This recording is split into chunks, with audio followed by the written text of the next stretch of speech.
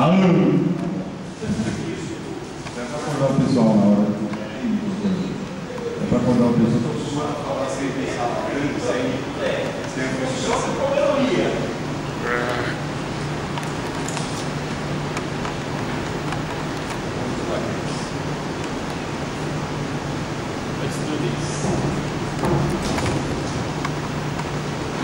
vocês querem a história toda, desde o começo? Vontade, Carchano, vontade. Para contar a história, para perder tempo mesmo.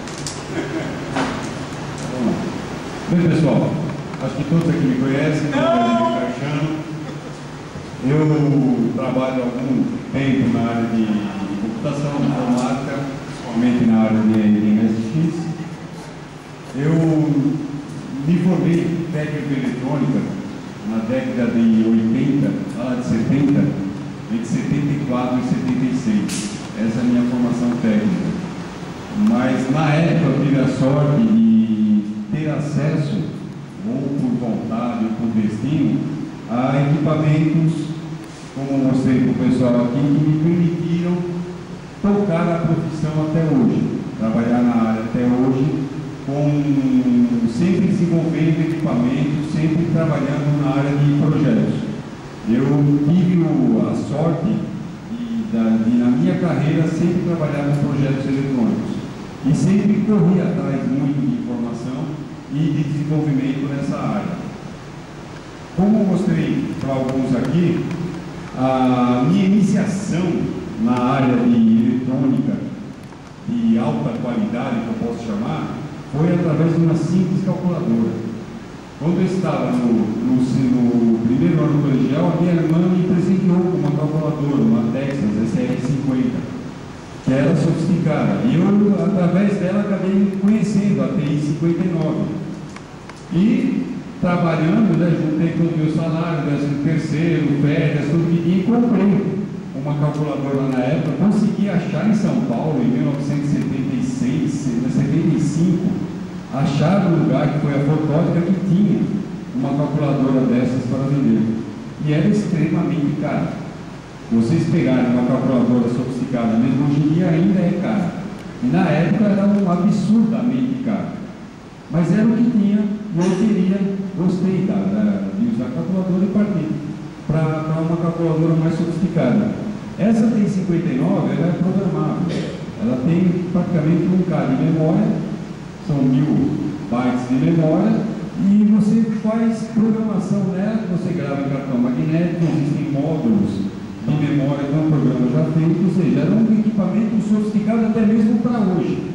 E na época era o top do top da calculadora. E eu comprei a calculadora e comecei a fazer programação para essa calculadora, para desenvolver programas. A linguagem dela é extremamente simples. Você tem lá as memórias, as funções dela, você tem as linhas de programa, que você divide em programas e dados e vai trabalhando. Uma listagem da calculadora, basicamente, é uma listagem assembler de um processador. Então eu desenvolvi vários programas matemáticos de cálculo de engenharia, de cálculo de elétrico, em cima da calculadora. Isso me permitiu ter acesso a uma área que eu nem imaginava que um dia iria usar. Eu nem sabia, nem notei que eu estava trabalhando com isso, que era trabalhar em assembler de processadores. A linguagem usada na calculadora foi futuramente somente transportada para o Z80 para trabalhar em assembler do Z80, para fazer programas em assembler. Ou seja, instintivamente eu já tinha aprendido o assembler sozinho e nem sabia que existia processador. E, se não me engano, acho que nem existia. Porque 80 é década de 80, eu estava em 75 usando isso daqui. Quando apareceram os primeiros processadores, que eu tive contato, como contei também no metrô de São Paulo, que tinha um 8080 que fazia o controle de velocidade das hélices de exaustão do tubo do metrô, eu me apaixonei pelo microprocessador. E quando eu conheci o Z80, que era basicamente o que eu já tinha aprendido na calculadora, eu me senti em casa. E dessa familiaridade com o Z80 é o que me levou, sempre direcionado a fazer circuitos, a programar em cima do Z80. E foi assim que eu conheci, na época que eu comecei a trabalhar o famoso PK, 82C, e virou isso daqui, depois de alguns anos de trabalho em cima dele, né, desenvolvimento. Esse micro aqui foi usado como base para os programas, era o micro que eu usava para desenvolver programas para o Ringo, que foi o computador que foi fabricado também no início da década de 80, que é esse daqui, para quem não conhece. Chamam ele de clone de CX, ele era mais ou menos um clone de CX81, porque ele tinha várias funções além do CX81, era uma evolução, ele já tinha tela gráfica, já tinha cores, já tinha áudio, um monte de coisa que o CX81 não tinha na época. Trabalhávamos com vários tipos de impressora, com impressora matricial, máquinas de escrever elétrica. A IBM nos forneceu máquina de espera para trabalhar, então eu fazia minhas listagens de impressão de programa em máquinas IBM de espera, ou máquina Logitech de margarina, que é o que tinha de top na época. Tinha aquela Praxis 20, já tinha interface para ela, ou seja, nós tínhamos vários equipamentos feito em cima do Ringo para evoluir a família ZX81. E o principal dele é que era o processador dos 80, é onde eu me senti em casa, trabalhando com os 80. Então, quando eu entrei, saí da calculadora, fui para os 80, eu não tive um choque traumático para trocar tecnologia, eu estava em casa. Por isso, eu comecei a desenvolver ferramentas muito rápido para ele. E na época, se considerarmos que era 1980, o Brasil era uma colônia escondida. Nós somos uma colônia agora mais sofisticada, mas era uma colônia esquecida no mundo. Para ter telefone em casa era difícil, era complicado. Informação sobre esses equipamentos era raríssimo. Então eu era rato de biblioteca, vivia na Litec, lendo manual, comprando manual. Se vocês verem a prateleira que eu tenho lá, são manuais técnicos, que é onde você tinha informação para dar na época, e manuais caros. Você tinha que gastar muito para ter acesso a manuais em inglês. Então tem uma infinidade de manuais de componentes, de processadores, etc., que é onde eu acabei me formando. Eu não tive chance de fazer curso de microprocessador ou curso de computador, porque nem existia essas coisas, eram raros na época. Então era uma coisa que você tinha que cavar a informação e usar. E eu acabei fazendo isso, e peguei gosto pela coisa. Então quando eu saí do PK, que eu queria desenvolver um computador, eu falei, pô, isso aqui é bom, mas pode ter coisa melhor, né? Procurei nas lojas, fui procurar um videogame que eu queria juntar o BASIC do Ringo, no PK, num computador colorido, uma tela colorida. Aí saí procurando nas lojas que existia de videogame. Nessa mesma fotógrafa que eu comprei a calculadora, que eu virei cliente, né, afinal, comprei uma fortuna lá de equipamento, eu acabei encontrando o Splice Vision. Quando eu comprei esse Splice Vision, tinha lá o videogame Television, tinha um outro videogame lá que eu não lembro da marca, e tinha o Splice Vision. O cara ligou o videogame ali, o Intellivision, aquela imagem colorida, linda, bonitinha, ligou o Splice Vision, aquela tela cheia de ruído, fraca, com a cor horrível. Só que eu abri o Splice Vision, a tampinha dele, e uns 80 anos. Eu falei, não, é esse aqui que eu quero comprar. Eu queria juntar o Coleco com o Basic do Ringo e fazer um micro colorido.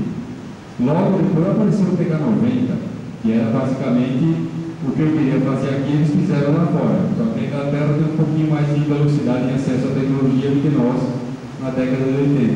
Mas eu comprei esse Splice Vision. Comprei o Splice Vision e como eu faço com todo o equipamento que eu compro, eu cheguei, desmontei ele, levantei o esquema elétrico dele completo, de ponta a ponta, tirei ele pronto, liguei o meu micrinho aqui que tem acesso a N tipo de possibilidades de leitura de informação, desassemblei a ROM dele manualmente. Aqui já tinha ferramenta melhor, o primeiro que eu fiz foi manual mesmo, a lápis. Esse aqui eu já tinha feito no editor C80 para o Ringo, então foi mais fácil juntar informações, imprimir as informações. Isso deu o Coleco, que era o Splice Video, era uma cópia do Coleco, para fazer um computador colorido aqui no Brasil. Nessa época eu acabei conhecendo, pegando uma revista americana, que estava comentando que uma empresa lá nos Estados Unidos, como é que chama o micro lá? O VX americano? Esqueci. O Spectra Video. O Spectra Video estava lançando o SB718 lá, que era um computador baseado no Coleco e usava um software em Basic MSX. Foi a primeira vez que eu vi a sigla MSX na minha vida. Isso foi em 1983, mais ou menos, por aí. E o meu patrão lá, meu chefe na época, que era o dono da fábrica que fazia o Ringo, ele ia para os Estados Unidos no final do ano, foi para os Estados Unidos no final do ano, e trouxe vários computadores para nós sugarmos tecnologia, que é o que existia no Brasil, você não tinha outro meio de ter informação lá fora. Ele foi para os Estados Unidos e só não trouxe o Spectra Video, porque a revista que falava do livro estava comigo em casa.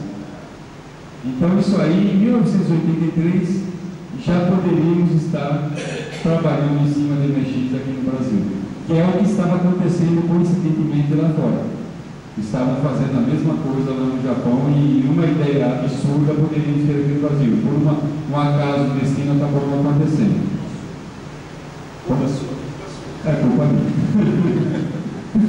Não, mas isso aí, independente disso, eu peguei o próprio Splice Video, que eu já trabalhava, e desenvolvi o equipamento. Quando eu comprei o computador, esse videogame, acho que eu paguei 300 moedas lá, 300 moedas da época, lá, eu não faço ideia que moeda era, se é cruzeiro, pesado, também não tem como saber. Era cruzeiros em 83? Era 300 cruzeiros. Aí eu fui procurar jogos pro Splice Video, né? Primeira coisa, montei, consertei o ruído de fundo dele, que a imagem era horrível, arrumei a imagem de muito bem. Agora preciso de outro, a minha tinha um joguinho nele e precisava de outros jogos. Fui numa loja, a Saco Computadores, lá na Rebouças, perto do Shopping Dourado. Cheguei lá e tinha o cartucho do Saxon. Falei, legal, né? Saxon, aqui. Quanto que é o cartucho? Ah, 180. Falei, meu Deus, 180, eu paguei 300 no dinheiro, eu pagar 180 num jogo. Eu cheguei a assinar o cheque, para preencher o cheque, eu falei, não vou. Desisti na hora. Poderia ter falado, falei, não, é muito caro. Eu falei, não vou pegar, achei muito caro e me revoltei contra ele. Falei, não, preciso dar uma solução a ter jogo. Aí, como todo bom brasileiro, que a tendência é sempre dar uma contornada na legalidade das coisas, né? Eu achei uma lojinha que era até acabei ficando amigo do rapaz depois lá, que era o Paulo, que ele tinha lá uma casa que ele alugava fitas cassete, né, fitas de vídeo, e alugava os cartuchos de videogame. Então, o que eu fiz? Fui lá, aluguei os cartuchos, um cartucho de videogame, cheguei no meu TKzinho em casa, coloquei um conector igual o do Coleco, baixei a EEPROM e deixei gravar de fita cassete. E comecei, já que deu certo com uma, né, vou lá, peguei, como já tinha todo eu peguei, comecei a alugar cartucho e gravar e deixei de fita cassete.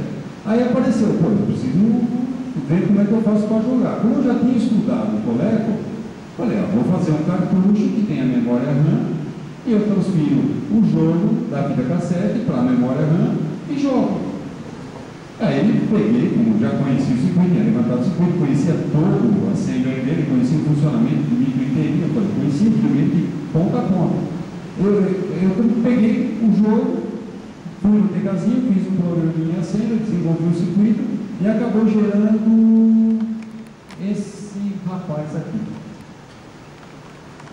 Essa plaquinha. Isso aqui é o quê? São 32K de dinâmica com um programinha gravado em EEPROM, um circuitinho de controle e refresh das RAMs e uma entrada de cassete que não está nesse esquema, mas tem uma entrada P2 para pino de cassete, de gravador cassete normal. Eu fiz uma entrada que pegava o sinal de cassete, que era o que nós usávamos já no Ringo, ele deixava o sinal uma onda quadrada de ótima qualidade, o que permitia ter gravação em alta velocidade. Então eu descarregava um jogo de 32K em mais ou menos 26 segundos. Para a época, era a mesma coisa. A primeira vez que eu tive acesso a um disquete, a uma unidade disquete da JDC do MSX, ele fazia a mesma coisa em 24 segundos, baseado em disco. Eu estava tirando de cassete quase na mesma velocidade. Então era uma coisa muito boa, muito prática. E comecei a fabricar esse leitor. Como funcionou para mim? Você conectava na entrada do Splice, aparecia um programinha de apresentação, você colocava o joguinho, ele mostrava o título do jogo, toda a entrada bonitinha lá, o que o PK fazia, né? Mostra o nome do jogo, carregava o jogo e você jogava tranquilamente. Desligava, ligava e conseguia trabalhar com isso. Essa aqui foram fabricadas poucas unidades, umas 30 no máximo. Porque na época era difícil encontrar quem tivesse o videogame. E outra, como chegar a essas pessoas? Era só basicamente boca a boca, ou então que nem o contato que eu tinha na loja, que eu aluguei os cartuchos para copiar, eles começaram a me fornecer os clientes e vender o cartucho lá, que era interessante para eles também, porque o cartucho para eles também era caro, o aluguel era relativo, enquanto o cartucho está alugado para um, tem um outro cliente que está esperando, então para eles era complicado. E para ter uma ideia, eles começaram a vender as fitas cassete, aí podia chamar de fita realmente, e muita gente chama o cartucho de jogo de fita, e lá realmente nós vendíamos a fita com o jogo. Então eles vendiam a fita individual, ou se quisesse você comprava uma fita cassete em 46 minutos, tinha todos os jogos do colégio gravados. Só que era a trabalheira de você localizar os jogos dentro da fita, né? Que é o vai e volta, acha nome, acha cabeçada, era uma complicação legal. Então eles vendiam cada fitinha cassete com um jogo para o colégio, tranquilo, e um custo extremamente mais baixo. Você comprava o cartucho leitor uma vez e o resto era um joguinho de fita cassete. Então era fácil produzir e comprar. Eu tenho caixas de fita cassete ainda, daquelas de alguns minutos só, que eram com os jogos coleto gravados. Provavelmente não vai dar para ler nada que está lá, mas até hoje eu tenho lá caixas de fita cassete nesse esquema. Então aqui foi a primeira ideia de você simplificar, baratear o custo de alguma coisa aqui no Brasil. Pela dificuldade, tudo era importado, tudo era caro, tudo era chato de montar, tudo era difícil. Eu já estava acostumado com isso. Eu sentia a dificuldade de achar e localizar a informação dos equipamentos. Então a pirataria começou aqui. O que é pirataria? É pirataria pura. Mas é o que eu falei. Como eu vou pagar R$180 num jogo, num videogame que custa 300? É impossível. Só para você limitava ao extremo a possibilidade de qualquer um ter condições de fazer isso aqui no Brasil. Era muito complicado. Então eu comecei a fazer esse leitor, vendi algumas unidades e consegui trabalhar, viver um ano mais ou menos em cima disso. Nessa época do leitor, acabou a Gradiente, logo depois do leitor, acabou a Gradiente e a Sharp lançando a linha MX no Brasil. Que eu vi depois era um colega com basic sofisticado, era um espectrador que eu queria fazer, eles fizeram lá fora. Falei, para mim está ótimo, né? Quando consegui ter acesso a um MX, que um colega comprou um e me emprestou, ele acabou de comprar o computador, ele era um cliente que tinha comprado o leitor do meu colega, ele tinha condições, ele comprou o computador, ele me emprestou o computador para fazer o que eu fazia com meus amigos, desmontar e levantar o esquema de ponta a ponta e desassemblar em Chrome. Foi o que eu fiz. Eu peguei um expert dele, levantei o esquema da placa analógica, da placa lógica, todo pino por pino, a placa inteirinha, feito na mão, na asa, depois não tinha programinha de PC para fazer placa, não, tinha que ser na mão. Desassemblei pronto, utilizando os micros, que já tinha programa de desassembly, já ajudava a fazer a estágio, e analisei o MX de ponta a ponta.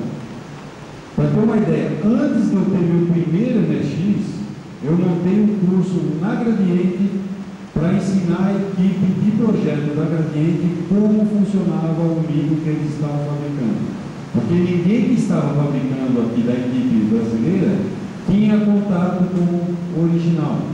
E eles não teriam tempo de ficar estudando tudo, trabalhando lá. Então, junto com o meu colega da Sigma, ele ofereceu o curso para a Gradiente, né, que já foram outros cursos lá, acabei montando um curso para Gradiente para o pessoal da Gradiente ver como funcionava o funcionamento interno do computador. E nesse curso eu expliquei pino a pino de cada integrado, cada sinal que eu fazia lá dentro. Ou seja, eu estava na minha área, eu me sentia em casa dentro desse ambiente Z80, fosse ele qual fosse. Então montei o curso e, para ter uma ideia, tivemos que parar o curso para dar um curso de eletrônica digital básica para o pessoal conseguir acompanhar o curso. Porque eu acabei fazendo a coisa técnica demais. Foi aquela. O que me passaram foi isso: ó, você vai dar um curso para a equipe que desenvolve coisas para Gradiente. A gente não tinha nada processador na época, a gente fabricava aparelho de som. Não, a Gradiente era só equipamentos de áudio, vídeo, não tinha nada de coisa. A primeira passagem deles em cima da parte digital, então era razoável e é bom porque eles queriam aperfeiçoar. Então eles procuraram um meio de acelerar o aperfeiçoamento da equipe para desenvolver equipamentos. Eles tinham engenheiros ótimos, lá tinham equipamentos ótimos, mas aquela falta é uma informação essencial, que é o conjunto funcionando. Isso aí leva anos para você captar, e eu já estava, sem querer, eu falei, normalmente sem querer eu já estava fazendo isso. Então eu montei esse curso, tivemos que parar, teve um curso de digital básica, porque é uma parte de engenheiro de áudio, engenheiro que está em outra área, eles não estão habituados a lidar com a parte digital, era um outro foco que era a minha equipe. Então foi montado o curso, parou meu curso, depois terminei o curso, teve algum aproveitamento, porque depois foram lançados apostilas dele mesmo, desenvolvendo a coisa, já baseado no curso, então é bom, a empresa, você nota que uma empresa tem interesse em desenvolver equipe deles para desenvolver equipamentos melhores, né? Que fizeram coisas mais sofisticadas depois. Mas foi o meu primeiro contato com a linha MX, antes de ter o meu MX. Eu não conseguia cascalho para comprar MX. Quando eu consegui comprar o meu primeiro, que foi lá na Faria Lima em São Paulo, foi no shopping, comprei o MX, por que quando cheguei em casa e deu problema. Eu falei, eu poderia consertar. Eu falei, não, eu fiquei tão computador que eu fui lá, obriguei a consertar meu computador. Eu falei, é sacanagem, né? Você dá um curso na Gradiente, faz toda coisa, conhece o micro de ponta a ponta, chega em casa, compra seu primeiro micro, sacrifício, tem que dar problema, não funcionava. O VDP esquentava. Como? Expert. O Expert é bom. Pois é, né? Que tem aqui a onda, tudo tem direito, né? Esse micro esquentava e dava um mau contato no VDP. Eu sabia que era isso. Eu sabia que era. Tinha algum problema com ele lá. Ele esquentava e travava, esquentava e travava. Dava para saber o que era. Então, a garantia agora, meu micro, eu não posso. É o meu. Eles conseguem, por menos. Então, eu levei, consertaram, voltou um mês e pouco depois, voltou o computador. Você deve ter apertado no soquete no processador e voltou para a minha mão. Aí eu comecei a trabalhar com as coisas de MX. Mas eu já trabalhava com ela, já tinha feito coisas para ela. Nessa época apareceu o MX com o mesmo problema, os jogos. Tinha jogos para MX, tinha fita cassete. E tinha jogos em cartucho. Os jogos em cartucho, o pessoal, imagina, né? A primeira coisa que eu fiz com a coisa em cartucho. Primeiro, peguei meu micro, fui lá e coloquei uma chavinha para desabilitar o slot B. Porque qualquer coisa que eu ligasse lá, como ele dava o boot automático, se eu desabilitar o slot B, eu entro no BASIC, ligo o slot B depois que ele deu o boot, eu tenho acesso ao programa. Eu já tinha programas editores de 80 que tinha corrido. Falei, deixa eu fazer alguma coisa para o MX. Aí comecei a desenvolver a parte do MX. É óbvio, primeira coisa, vamos copiar o jogo em cartucho, passar para a fita cassete e jogar. E a memória já estava lá dentro, não precisou nada, foi só fazer o programinha para carregar o jogo. Isso era óbvio, foi o que todo mundo fez. E eu, por sinal, acabei estragando a vida do MX pela segunda vez, né? Outro livro que todo mundo que ia lá em casa e colocava as coisas, eu ensinava a fazer isso. Eu não queria ganhar dinheiro com isso. E muito, o que teve de Pirata House em São Paulo, que foi criado em função de que eu ensinei o cara a copiar jogo e colocar a apresentaçãozinha em Basic para ele vender, comercializar, foram inúmeras Pirata House em São Paulo que foram abertas para o pessoal fazer isso daí. que já tinha o cartucho, já tinha o jogo copiado em fita cassete, ele copiava para outra fita e ia vendendo infinitamente. Por quê? Porque o cara não queria fazer esse trabalho. Ele tinha que pegar de um e tinha a molecada que usava, né? E não tinha acesso a coisa, tinha os mais velhos que sabiam fazer isso e vendendo. Então, inúmeras casas de venda de software foram em função deles me conhecerem lá e passar a tecnologia para copiar jogos em fita cassete. Nessa época acabou aparecendo o quê? O micro era 1.0. Eu precisava dar uma sofisticada nele, precisava de uma interface drive. Então eu peguei o meu Expert, que ele era o Expert 1.0, o P1 era externo, a placa da fonte era pouquinho. Eu falei, putz, eu preciso colocar um drive nisso daí. Começou a aparecer drive aqui no Brasil. Meu primeiro contato com o drive que eu falei foi com uma interface JVC, um drive de 3,5 polegadas, que a Gradiente forneceu para esse meu colega, o Elior, para ele trabalhar lá na casa dele, desenvolver o curso. O primeiro contato que eu tive com a JVC, eu cheguei na casa dele, estava lá o micro ligado, aquele JVC em pé, assim, lindo, né, com disquete 3,5, nunca tinha visto disquete 3,5 na minha vida. Isso aí foi em 85, 86, por aí.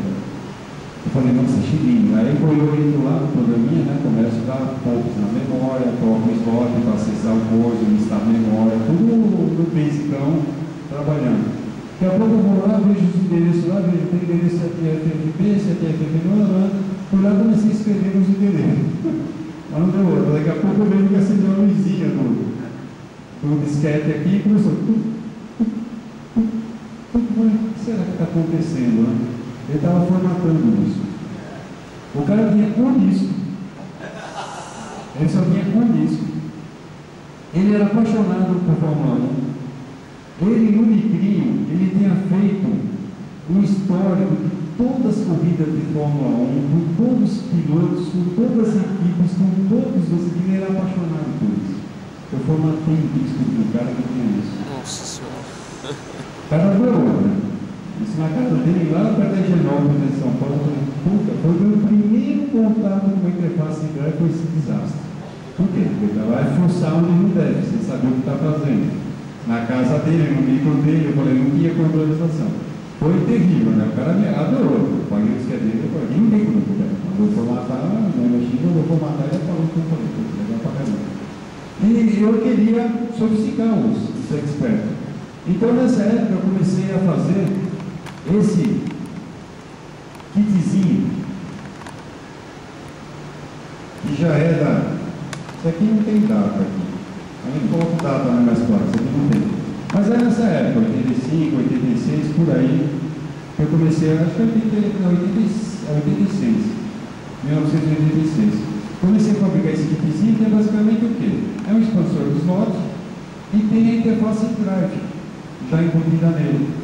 Por que o expansor de slot? Se eu colocar uma interface drive embutida, eu vou precisar de slot extra.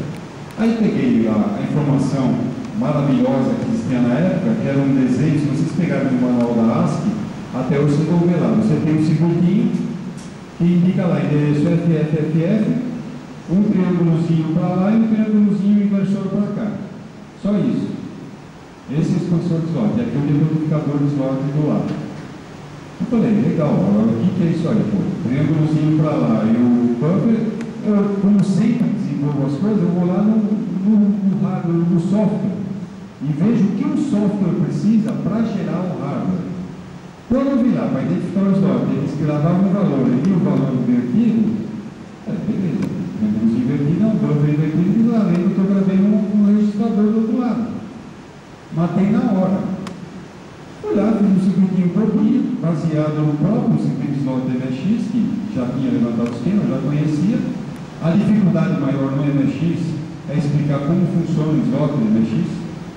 Se conseguir passar para alguém qual a ideia do funcionamento do slot MSX, é super complicado. Mas depois que você pega o jeito, a hora que você explica, na hora o cara entende e nunca mais vai esquecer. Porque é simples, mas é uma ideia muito sofisticada para a época. Aí eu peguei a mesma ideia e desenvolvi o circuitinho aqui. Se vocês levantarem os termos aqui, vocês vão ter um expansor de slot, que por sinal, esse último expansor de slot que eu fiz é esse aqui. É o primeiro que eu fiz. Só não tem as chavinhas. Mas é exatamente, até os 3 joguinhos que eu usei aqui para eliminar uma porta N estão nesse biquinho, que é o mais barato, o mais simples, o mais econômico de se fazer, que eu achei esse daí. E é o que eu usei no primeiro circuito de 1986. E é o que funciona até hoje. É o que não tem o que errar. É receita de bolo, não tem o que inventar em cima disso. E essa interface drive, a própria equipe da Gradiente, o engenheiro que tinha lá, ele tinha um EEPROM com o BIOS numa interface drive do National. E ele queria fabricar uma interface aqui no Brasil, porque não tinha interface drive. Ele me passou essa informação, eu em cima do funcionamento da interface drive, desenvolvi um circuito para trabalhar também com drive. A diferença é que eles tinham acesso usavam o PLC 1793, o AW1793, que tinha um leitor de separador de dados separado. E ele queria usar o WD1793. Então eu peguei o desassembleei, vi o que ela precisava para trabalhar e gerei um circuito lá que fazia, trabalhava com aquele programa. E foi a primeira interface colocada aqui. Depois que eu coloquei aqui, comecei a fabricar em cartuchos, separadamente. E depois foi passada para a Tradeco. Esse engenheiro vendeu esse projeto para a Tradeco. Tanto que eu poderia continuar fabricando essa mesma interface drive. Eu poderia ter continuado. Mas eu falei, não, foi vendido para ele, vendeu para ele e acabou. Eu parei de fabricar a interface tradicional, passei todo o material para ele e desenvolvi outra interface diferente para mim. O circuito basicamente é o mesmo, mas eu falei, eu tenho que procurar coisa melhor, porque essa aqui já estava saturada. Aí, como na época eu já estava começando a ter contato com outros micros, anos e anos depois, eu fui encontrar o Philips e vi que a interface do Philips, o programa da interface Philips era mais ajeitadinho, era mais arrumado. E na verdade não era Philips, era Sanyo. A Philips tem um joint venture com a Sanyo, tudo do Philips é Sanyo lá dentro das placas do Sanyo. Mas era um joint venture da Philips é empresa japonesa, porque é CBX. E a melhor interface que eu vi de todas era do Philips. Peguei o EEPROM do Philips, desassemblei. A diferença da minha é isso. Fui lá, fiz a diferença e pronto, montei um circuito que funcionava com o programa da Philips. E a interface rápida, eu disse isso. Por que era rápida? Porque para você formatar um disco na interface comum, você demorava lá uns 620, demorava 2 minutos e pouco. Essa daqui era 50 e poucos segundos, se não me engano. 50 segundos para formatar um disco, era diferente. Então eu pegava o que entendi melhor, desenvolvia o circuito e usava isso daí. O software não tinha como desenvolver aquele vazio. Não é a questão, eu queria fazer, não tem como fazer. Você precisa de equipes trabalhando com isso. E você estava sozinho. Eu estava sozinho, pouquíssima gente mexia com essas coisas, então era complicado. Mas aí acabou saindo a interface de drive rápida, saiu a interface da Tradeco, a interface rápida acabou virando isso aqui. Deixa eu ver que data que é isso aqui.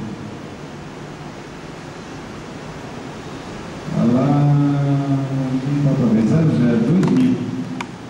Vai dar 2000 para fazer esse interface rápida. Ou seja, nós fornecemos o equipamento para a Tradeco, eu parei de fazer interface. Muitos anos depois eu fui tocar novamente. E o legal disso aqui é que esse kitzinho, eu colocava nos Expert e embutia um drive 5/4 no Expert. E embaixo dos 2 slots era cavado um buraco na tampa metálica, e encaixava o drive 5/4 lá no quinto. A placa analógica, se vocês olharem a placa analógica do Expert 1.0, vocês vão ver que a parte de RGB, se você cortar ela 5 centímetros da beirada, dá um corte retinho, corta o mínimo de sinal possível imaginável. Eu cortava a placa, tombava a placa analógica para não ficar batendo no drive ia até o final, ressoldava os pinos e deixava a placa analógica fazendo um L, para caber o drive de 5/4 e passar o cabo e ir para a interface drive que era instalada no fundo dos experts. Ou seja, a ideia de kit 2.0, 2+, já tinha nascido aqui. Era você colocar a parte do computador que falta dentro dele. Passados alguns anos, comecei a vender isso aí, o Pedro Gama, da Gama Software lá do Rio de Janeiro, acabou me descobrindo e fez cometeu a asneira que ele tinha mandado o jornalzinho para o país inteiro. Ele fez o favor de anunciar que tinha colocado o kit 2.0, ou colocou esse daqui, depois o kit 2.0, num computador dele. Colocou no jornalzinho. Aí que começou a encrenca. Que começou a aparecer pedido de tudo quanto é lugar do país para colocar as coisas internamente no computador. E eu trabalhando na minha casa. O Pedro saía lá do Rio, ele, a mulher, o filho recém-nascido, eles vinham para São Paulo, ficavam na casa lá, que eu trabalhava no quartinho, no fundo, no quintal em casa, eu passava a noite inteira instalando a coisa para ele do lado, esperando, terminava, ele pegava o carro do outro dia e ia embora de volta para Teresina, lá no Rio de Janeiro. O cara é um tranqueiro, mas é o cara que eu considero o máximo da minha vida, que é o que me deu, o que me colocou no mundo MX oficialmente foi o Pedro da Gama. Porque ele me colocou, ele que anunciou, que divulgou o que era feito. Então é um cara sensacional, é um amigo, você é amigo para a vida inteira, não tem jeito.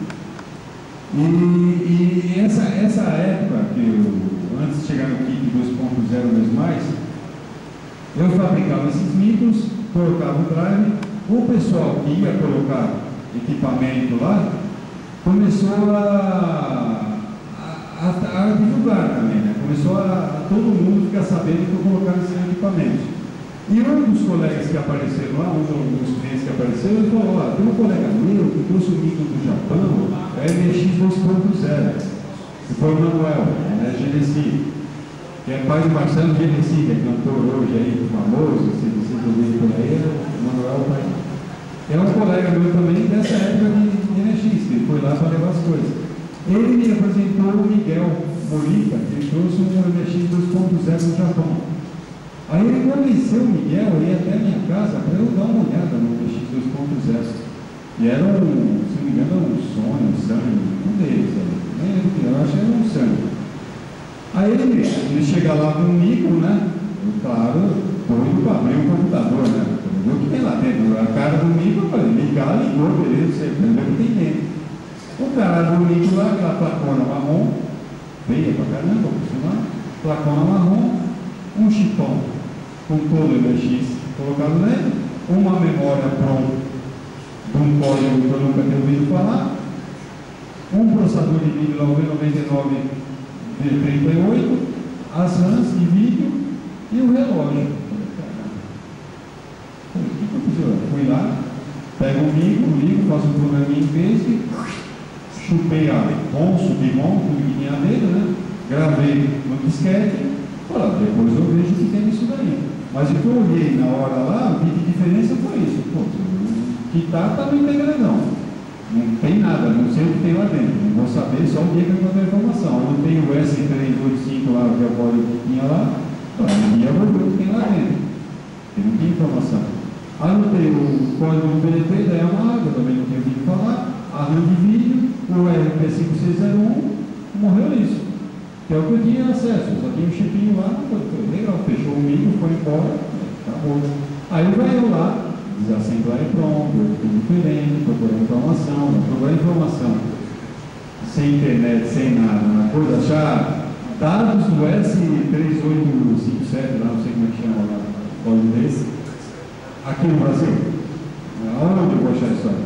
É onde eu mandava, onde eu já comecei a mandar fax para a Yamaha, nos Estados Unidos, para procurar informação dos equipamentos dele, informação dos componentes que eu precisava. E aí eles deram resposta na uma coisa. Isso que eu gostei da Yamaha nesse ponto foi isso. Um brasileiro num fundo de quintal, no meio do nada, manda um fax escrito à mão, que não tinha impressora, tinha os fax à mão, letras garrafais assim, mandando o número e pedindo informação a todos. Os caras responderam, não falaram coisa. Quem fã, obrigatoriamente você tem que ficar fã do cara que dá uma consideração dessa. E nessa época que começaram a ter contato também e passar informação dos chips. Então eu consegui informação manual, informação de componente, informação de manuais com as informações. E o Miguel começou a montar muita coisa do Japão também. Mandou muita coisa que foi o que ajudou. Mas eu peguei o kit 2.0, a informação 2.0, falei, pô, eu preciso encontrar o V9938. Aonde vai achar isso? O cara cartão 80 colunas a gradiente, linha V9938. Putz, e agora? É 4464. Cartão 64 cada gradiente. Eles tinham lançados da Sharp, da Sharp. O 80 colunas da Sharp e o 64 cada Sharp. Eles tinham lançado, tentaram colocar no mercado, foi um fracasso total, porque só tinha 80 colunas a mais de vantagem, ninguém queria usar, que a ideia é ser comercial, etc. Ficou tudo encalhado. O que eu fiz? Fui lá, comecei a comprar cartão 80 colunas, um cartão 80 colunas, uma dor de 64K, para tirar as memórias do BDP. Falei, putz, agora eu preciso fazer um kit, né? O que eu fiz? Peguei meu expansor exótico, com minha interface drive, já estava aqui, e coloquei o quê? O VDP aqui. Só que e o relógio? E não tinha nenhum cartucho por aí com o RP560. O que eu vou fazer? Eu precisava do relógio para ligar o boot, guardar as informações, etc. Fiz um circuitinho com uma RAM pequenininha, a 6514, que fazia o quê? As funções de armazenamento do relógio. Ah, como interessa? Tem um bufferzinho com 4 bits de endereço para guardar os dados. Ah, como é que eu leio? Só a porta B4, assim. Fiz um circuitinho bom, botei uma ranzinha aqui, mantida com capacitor na bateria para guardar os dados de informação do relógio. Então, com essa história de colocar a ranzinha, eu consegui ter um MX 2.0. Mesmo que fosse sem o relógio, mas era MX 2.0. Então, o meu kitzinho, que era um kitzinho só com interface em drive, passou a ser um kit transformador de MX 2.0. Que foi aí que o MISC me achou. Para ter uma ideia, eu saí do quartinho que eu trabalhava no fundo de casa, para ter uma ideia do upgrade que deu o chama lá o Carol Francisco, o Pedro Gama. O upgrade que ele deu na minha vida. Eu trabalhava num quartinho de 3x3 no fundo do quintal da minha casa. Eu aluguei um sobrado em Moema, atrás do shopping em Ibirapuera. Em Moema, na Alameda dos Inhapiquaras. Eu aluguei um sobrado grande, espaçoso, comercial, ponto, com garagem bonitinho. Eu cheguei assim, olhei para o piso do sobrado e falei, nossa, tá feito. Mandei trocar o piso do sobrado. Revestiu todo o piso do sobrado, pintou tudo novamente, colocamos cortina, fizemos um ambiente maravilhoso para atender o cliente. Você vê o que é isso em questão de um ano, mais ou menos, vendendo a coisa. Ah, uma coisa que eu esqueci nessa época, né?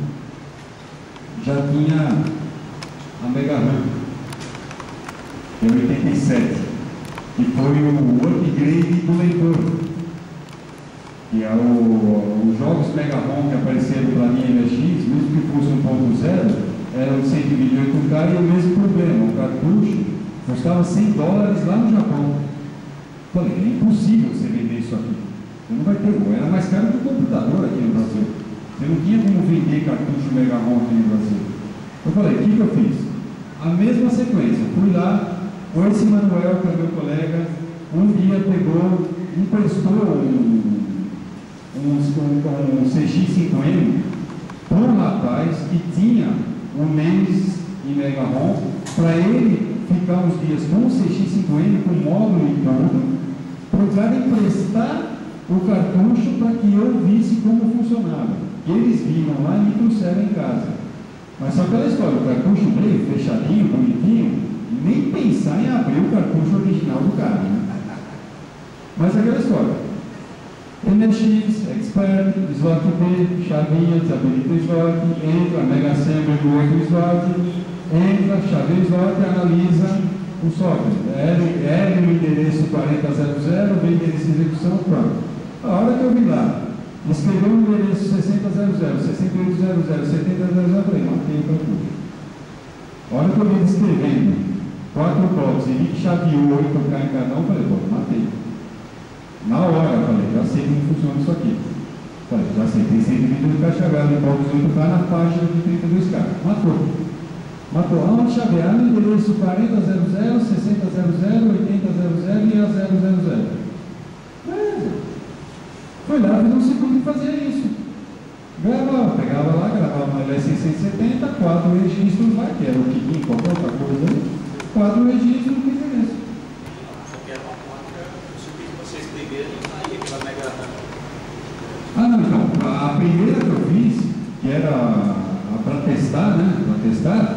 uma pilha de 62, 256, 62, 128, uma ranzinha lá dentro. Era uma pilha de rã, mas 8 rãs, né? Em cima da outra, era 256, né? Uma em cima da outra, quando eu ia fazer tipo de refresh na rã estática, com um circuitinho de endereçamento. Como já tinha, fui lá, fiz a primeira coisa que eu fiz, né? Um programinha para copiar o jogo para disquete, queria lá, pegava e dava pouco na área da memória, transferia para 9000, dava disquete, pouco na memória, desmanchava, copiava 9000. Era um natural, uma leitura que fazia em todos os jogos. Então eu fui lá e falei, pô, legal, já liguei isso aí, agora um dia eu vou fazer um circuitinho. Fui lá, montei o circuitinho com rã dinâmica. A hora que eu montei, liguei, mandei gravar, falei, tinha a porta de gravar e desgravar, né, que foi a parte diferente da coisa, eu precisava gravar na RAM e usar como cartucho. Eu procurei uma porta livre no MX, que deu a 8E, que é a 8E8F, que eu falei, isso aqui nunca vai ser usada, porque onde ela está lá no registro, as funções que ele tem até o 8C são específicas, eu nunca iria usar o resto, que seria reserva eterna. Falei, não, vou pegar essa porta para mim. E peguei a porta 8E e 8F para mim, para colocar na versão. Então você dá em 8E e libera a escrita na RAM, dá 8E e desabilita a escrita na RAM. Só isso, não tem nada de mágico na versão. É uma coisa extremamente boa. E a ideia é o quê? Era o leitor do MX. Não foi nada extremamente criativo, a coisa foi só uma evolução do que já tinha. A diferença é você ter o chaveamento para trabalhar no MX e o chaveamento das portas. Aí fiz a primeira Mega RAM com a hora que eu liguei e vi o Nemes aparecendo, jogando rádio assim, cara, eu falei, nossa, era tudo que eu queria na vida. Era tudo que eu queria na vida. Funcionou o negócio. E funcionar até ter um produto pronto, que seria a Mega RAM original, vê se essa aqui é minha, que foi isso aqui, que é o quê? É um plano com 256 cargas de RAM e um circuito de chaveamento da Mega RAM. A maior parte do circuito aqui é o refresh das RAM dinâmicas. A Mega RAM mesmo é o LS670, não tem nada excepcional. E o LS153, que pode chaveamento das coisas. O resto é cuidar da RAM dinâmica.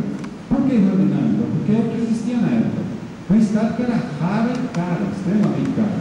Hoje em dia você pega uma RAM dinâmica e faz isso. Se eu fizer uma Mega RAM nova, que eu pretendo fazer um dia aí, colocar uma Mega RAM para deixar ainda depois, vou colocar um módulo de memória. Não vou colocar 2, 3, nada. Vou colocar um módulo de memória e um chipzinho para colocar tudo. Que é o que você faz hoje, não teria muito o que inventar em cima disso, é bem simples. Mas na época, encontrar RAM dinâmica assim era um desespero, mesmo 41256 era lá, no PC estava começando a usar isso. Encontrar componente para vender para um pequeno era difícil para caramba. Para vocês terem uma ideia, o que já estava quando eu fui lá para Moema, eu chegava no fornecedor de componente lá na Avenida dos Bandeirantes, o meu Corcelzinho 74, que tinha feito asa, ele era aquele azul clarinho, era azul regata, bem clarinho, ele tinha feito asa. Você pegava a marginal, parava, soltava assim, pegava a pole embaixo e abria as asas. Então o cara tinha feito asa, era bonito pra caramba. Eu chegava no revendedor assim, o cara lá que me atendia, né, o vendedor que me atendia, ele dava pra mim, fazendo assim. Cara, só, o cara tá vindo aqui de novo, por quê? Eu chegava lá, saia e falei, cara, você sabe qual? Você é o meu segundo cliente aqui de venda de peças. Sabe qual é o meu primeiro cliente de venda de peças aqui? A IBM. Eu só perdia para a IBM. E para ter uma ideia, eu comprava a memória dessas 41256, isso em 88, por aí. Eu comprava essas 41256 e já eram caras. Era lote de 2.000 peças, 4.000 peças, era assim. Para fazer 2.000 eu vou fazer tanto, para tanto. Era caro pra caramba. Eu comprava, se vocês verem aqui, essa aqui era traço 12, que é o que está na Mega RAM. Isso em 1988, memória traço 12. O meu primo que trabalhava no fabricante de PC, eles fabricavam um PC, eu não lembro qual a marca do PC que trocava, ele pegava os lotes de memória que eles compravam, que era traço 15, e trocava comigo que era traço 12, porque o PC estava usando o pau que era traço 15. E eu trocava com ele, porque para mim funcionava do mesmo jeito. Pedaço coisa que estava pela quantidade que comprava, eu tinha melhor preço. Então eu comprava isso aqui em balde, tonelada. Isso, a Mega Man foi feita em 87. Calcula que foi vendido para ter um volume de compra desse daí. Custava uma bagatela de $200 a Mega Man e o kit 2.0 $400. Pessoal, hoje é caro. Hoje é caro pra caramba. Na época era caro, mas o pessoal tinha dinheiro para comprar. É uma diferença grande. E outra, era caro por quê? Tudo aqui era caro. Era material que você não encontrava em todo lugar. Não era coisa que nem encontrar processador, encontrar memória, mesmo que fosse a memória lá de 514, que era pequenininha, que era um caro em RAM, encontrando, era caro, tudo caro pra caramba, tudo difícil de achar.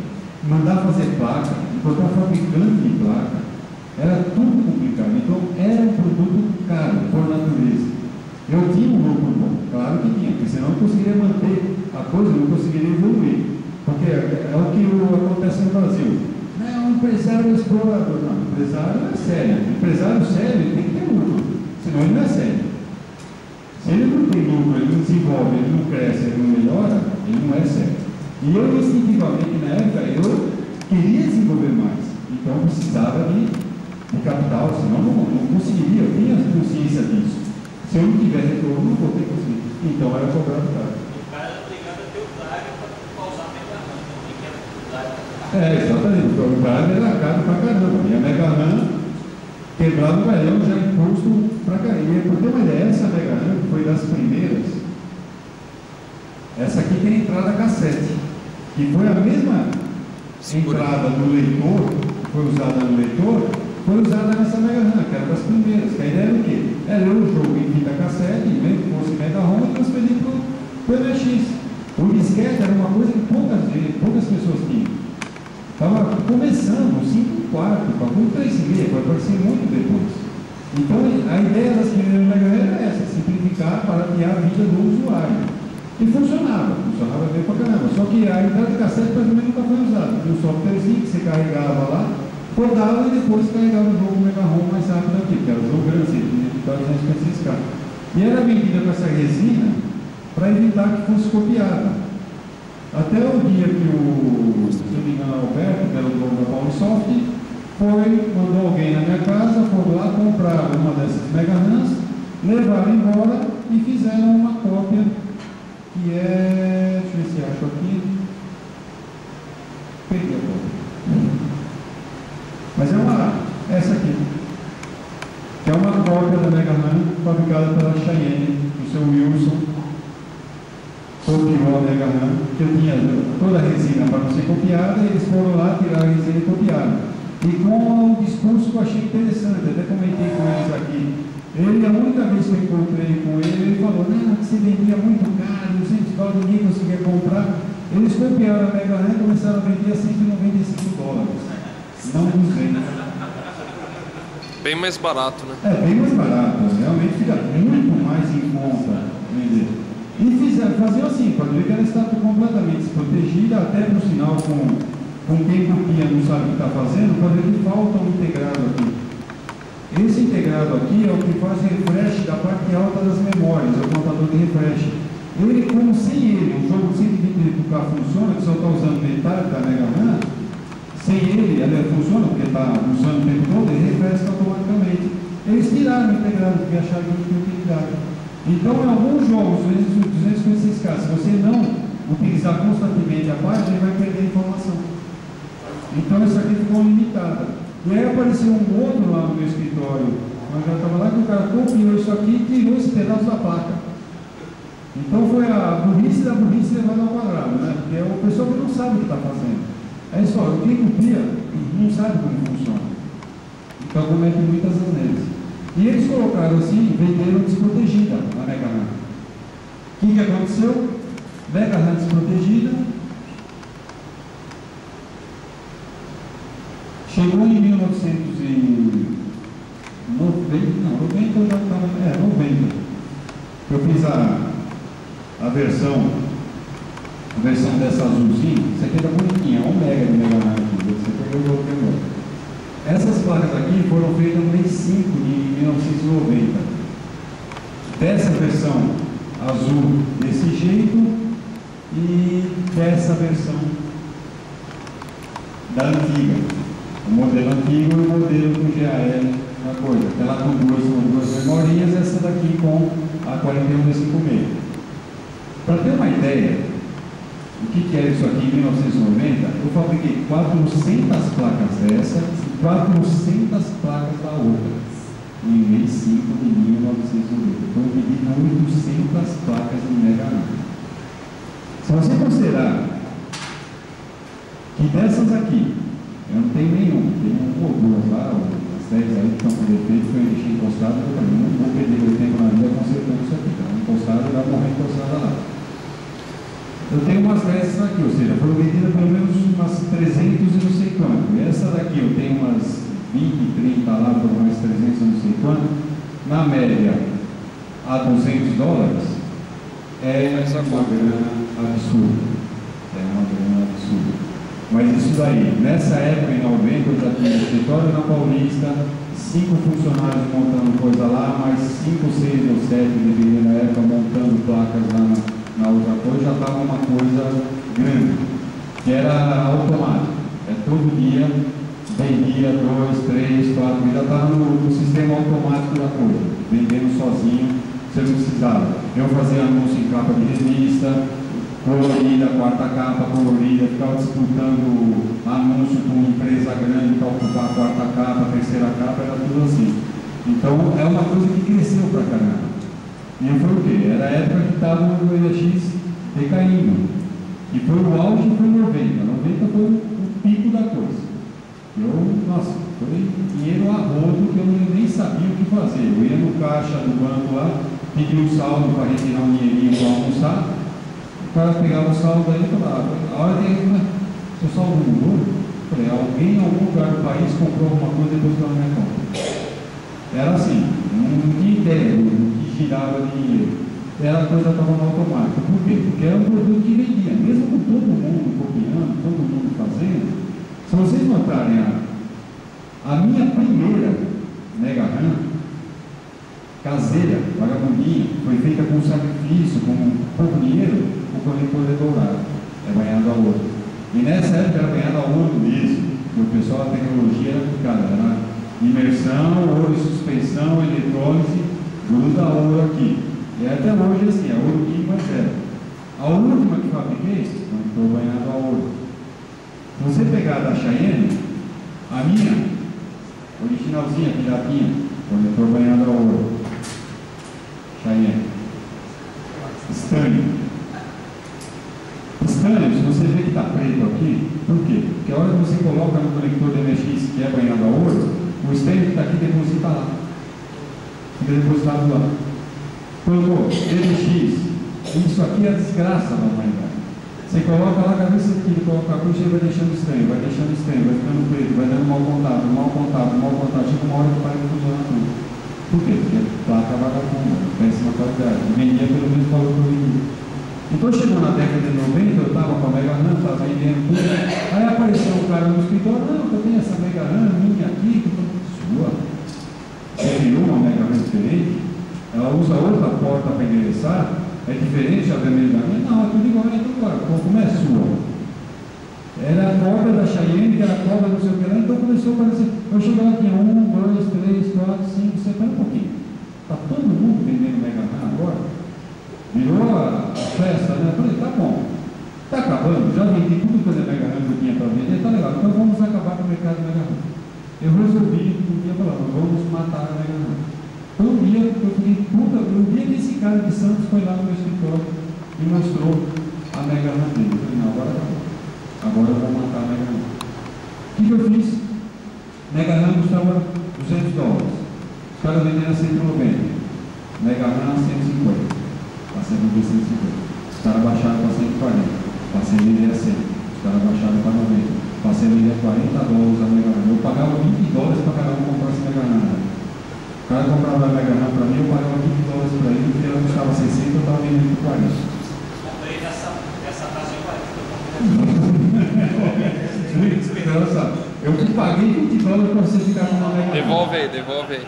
Eu falei, vamos ver quem aguenta acompanhar isso. Eu fiquei praticamente um ano inteiro vendendo Mega RAM a preço abaixo do custo. Eu falei, não, vou acabar com o mercado de Mega RAM.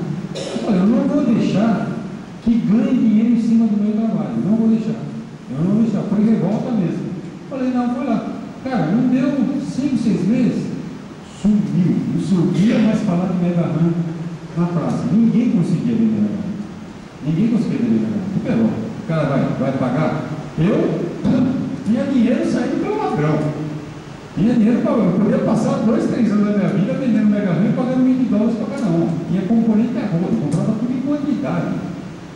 Já tinha tudo pronto. Era o gigante matando o pequenininho. Mata fácil. É o que fazem hoje em dia toda empresa grande. Você tem uma empresa grande de gasolina, por uma Petrobras, vai lá abrir um postinho pequenininho do lado para ver o que acontece. Não dá 2 meses você está falido. Os caras baixam o preço da gasolina, você não consegue acompanhar 2 meses. O cara se fecha. Isso é normal no comércio. É crime, mas é normal. Mas é o que eu falei, mas isso aqui foi revolta. Não foi nem questão de ficar com ganância, nada. Porque dinheiro tinha pra caramba. Não foi ganância. Foi ficar pronto da vida dos caras ficarem ganhando dinheiro em cima do que você desenvolveu. Isso me deixava revoltado. Se arrepende de ter tomado essa estratégia na época? Não, de jeito nenhum. De jeito nenhum. Foi, sabe, a satisfação foi a vingança. Da Alfa, ao Soft, ao Windows da vida, aos MISCs da vida, aos pessoal que sempre me sugou. Eu falei, não, agora eu tenho vocês, eu vou me vingar deles. Eu vou me vingar desse pessoal. Fali todo mundo. A DDX foi uma delas. Mas não te gerou para a sua empresa uma consequência negativa? Não, de jeito nenhum. De jeito nenhum. Por quê? Depois que todo mundo morreu, quem é que podia vender Mega RAM no Brasil? Só você. Eu tinha um monte ainda. Tinha lá mais de 300 placas, 200 placas lá pronta para ser vendida. Aí eu continuei vendendo, vendia a preço de banana, legal. Porque parou de ser um produto interessante. Não tinha mais o porquê continuar ganhando. Aí foi liquidando, vendendo Mega RAM. Passou a ser uma coisa, um só substituir o dinheiro. Regirar o capital. Porque já não tinha mais mercado. E outra, em 90, 91, o mercado de já estava decaindo. Já estava, a tendência, já tinha vendido pra caramba. A DDX vendeu pra caramba nesse país aqui, inundou de porcaria o país inteiro. Tanto que chegou ao ponto de eu ser o cara que copiou as coisas da DDX. Lá no Rio de Janeiro, quem copiou as coisas da DDX fui eu, não ao contrário. E outra, o kit aqui que começou a vender em 88 foi através do MISC, o AC88. O MISC foi criado para vender os kits 2.0 e a Mega RAM. Só que eles vendiam o kit 2.0. Eu instalava, comprava os componentes, tudo fazia, eles pegavam o dinheiro da venda e estavam trazendo PC do Paraguai para vender aqui no Brasil. E eu, depois de quase um ano trabalhando com eles, eu estava devendo dinheiro com isso. Eu consegui ser o cara que fazia o produto, que eles vendiam, que dava valor para eles produzir, e eu estava devendo para eles. Falei, qual é a mágica que eu estou fazendo para produzir uma coisa que eles estão dando lucro e eu estou devendo? Aí não deu certo. Aí é onde eu saí do MISC e que eles ficaram. Pegaram toda a informação que aqui passaram para a DDX, produziu o kit 2.0 e a Mega RAM. Aí que a DDX começou a produzir os dois. Mas voltando do soldado, era MPO? A MPO foi depois. O MISC, quando eu saí do MISC, aí que eu peguei e falei, não, vou trabalhar sozinho de novo. É onde eu saí dele e fui lá para Moema. Comecei a trabalhar em casa de novo e fui conseguir aluguei o Sobral em Moema. Aí fiquei trabalhando sozinho, instalava lá meu kitzinho 2.0, fabricava uma Mega RAMzinha, vendia 1, 2, 3 por dia, que era $600, 3 por dia, $1.800 por dia, foi uma merda.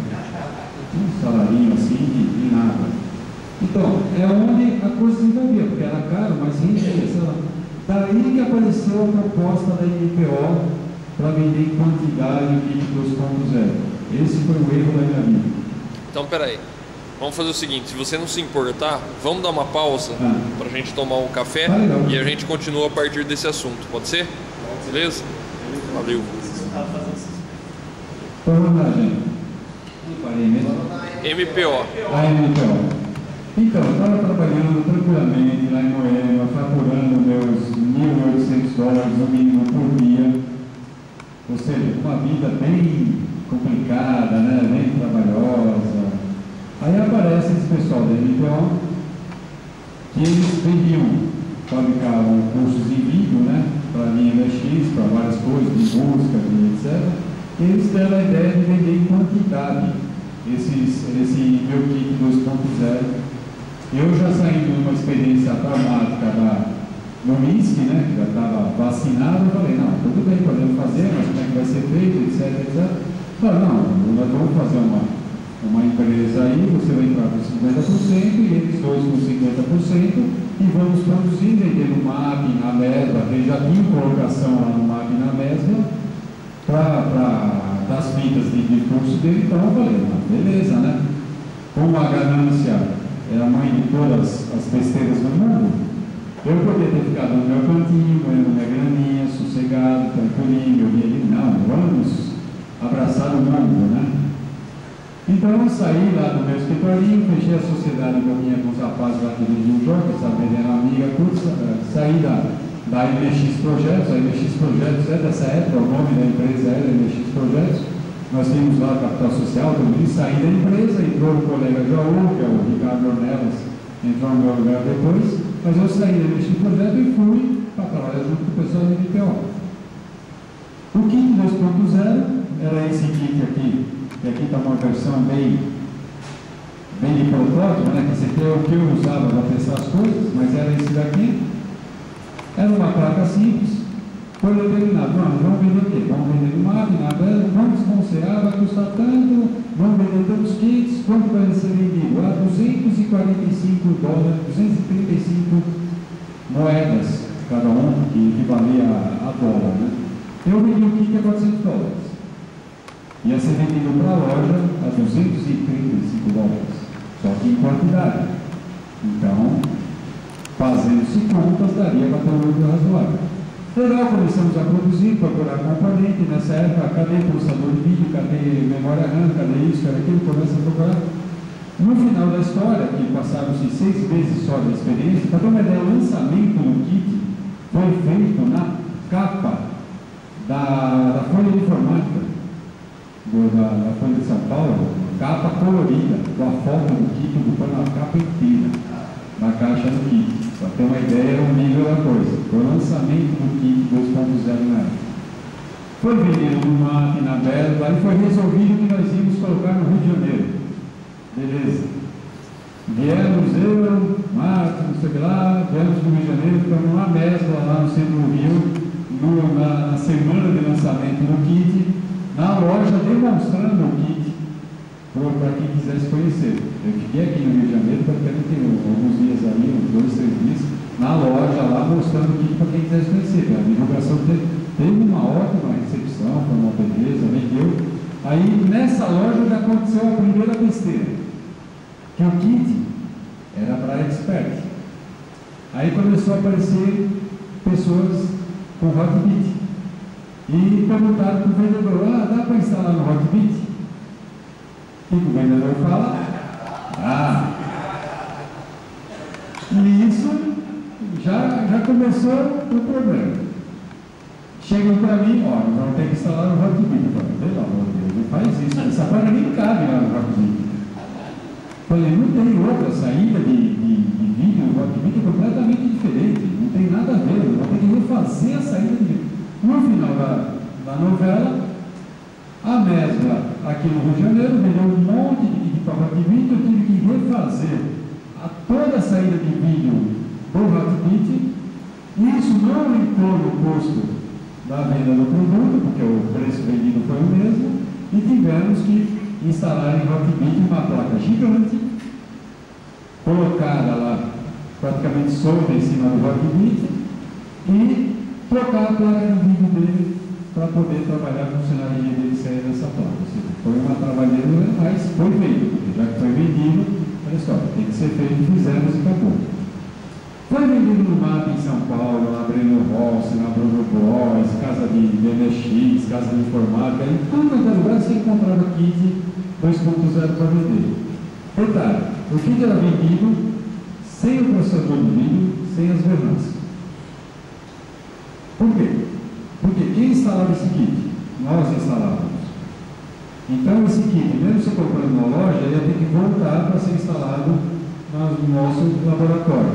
Então, para evitar que acidentes acontecessem, o componente era caro para caramba, para evitar que queimasse, então ele era vendido sem o componente. A hora que chegava lá, terminava de montar o kit, instalava, testava direitinho. Por quê? Porque a hidrodinâmica é uma coisa sensível. Principalmente na época, era difícil o pessoal lidar com isso daí. O processador de vídeo era muito caro, chato de encontrar, complicado. A rancinha estática também podia gerar problema. Então, para evitar dor de cabeça, ela vendia a placa com os componentes CTL. A hora que voltava para instalar, se complementava o kit, instalava, testava bonitinho, entregava o kit, tudo certinho, bonitinho. Era um sistema ótimo. Não tinha problema nenhum, não fazia a menor diferença para quem comprava ou não comprava. A não ser que a pessoa comprasse e nunca fosse instalar o kit, coisa que nunca iria acontecer. O cara iria instalar o kit e fosse ele no Hotbit Expert. Então nós ficávamos com os componentes e vendíamos o kit. Caiu tudo aí, sem problema. Começamos a comprar processador de vídeo e falamos, todos os kits vão ser feitos. Faltando. Está faltando, tem que fabricar uma computadora. A importar está custando tanto para cá. Aí encontramos a nossa querida Sharp. Fomos lá na fábrica da Sharp, entrando em contato com o pessoal, falou, vocês têm o V9938 aí? Nós temos algumas unidades aqui, vocês não querem vender para a gente? Compramos 800 V9938 da Sharp aqui no Brasil, o estoque que eles tinham, porque nós vimos sair de loja comprando cartão inteiro por mês para tirar a processador de vídeo. Então compramos 800 V9938. Memória RAM foi comprada também em estoque, por importação, então todo o material estava lá. Beleza, começamos a vender, você vende para a loja grande, a loja que dá 30, 60 dias para pagar, né? Você vende, para mim, beleza, né? Vai vir o dinheiro. Só que nós vivemos no Brasil, né? E uma coisa que muita gente não chegou a ter acesso aí, eu vi um pouquinho, é a inflação brasileira, né? Então você vendia por 235, passou um mês, dá 30%, 40%, você já perdeu. 2 meses, já mais 15, 20, 30% que você perdeu. Quando você recebia o dinheiro, já não era os 235. Se desse uns 150, você podia estar contente, que já não valia os 235. E o que esses meus lindos sócios fizeram? Eles iam na Unibanco, chegavam para o gerente, nós temos essas duplicadas para receber daqui a 60 dias, e pegavam o dinheiro. Tiravam o dinheiro, pagando por fora para o gerente, porque o gerente de banco é sinônimo de porque ele ganha dinheiro, está certo ele, a função dele é essa, pagava por fora para o gerente e tiravam os juros do banco, ou seja, já diminuía. Quando você ia receber esse dinheiro depois, já não valia mais nada. Então. E o que eles fizeram? Eu pegava a minha parte do dinheiro e investia em produção, quando eu trabalhava comigo. E eles eram os administradores da coisa.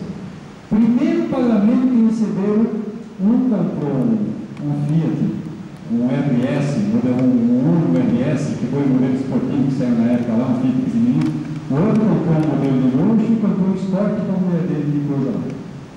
Gastaram dinheiro. E eu, levando minha vidinha lá com o meu Corcelzinho, foi feito asa 74, ainda tocando minha vidinha. Para ter uma ideia, no final da história, foram 6 meses de venda, vendeu o kit para caramba, dos 190 mil dólares, se não me engano, que deu de faturamento nesse período. O que eu fiquei com ele foram os 7 mil dólares que eu comprei o X68000 da mão do Miguel. Eu estava saindo de uma feira de informática na EMB, o Miguel estava querendo voltar para o Japão, ele tinha trazido o X68000 completo, ele chegou para mim, eu estava saindo do estacionamento, ele chegou para mim na prova, você não quer ficar com o X68000 que eu estou querendo ir para o Japão, etc? Eu falei, tudo bem, quando você quer nele lá? E normalmente ele já ia para o Japão e comprava os cartuchos para ele, vinha aqui e a gente tinha um método de financiamento de vai e volta para trazer tecnologia para o Brasil. Eu falei, se tiver uns 6 mil dólares, eu que faço ele. Tá bom, vai, pega e fico com ele.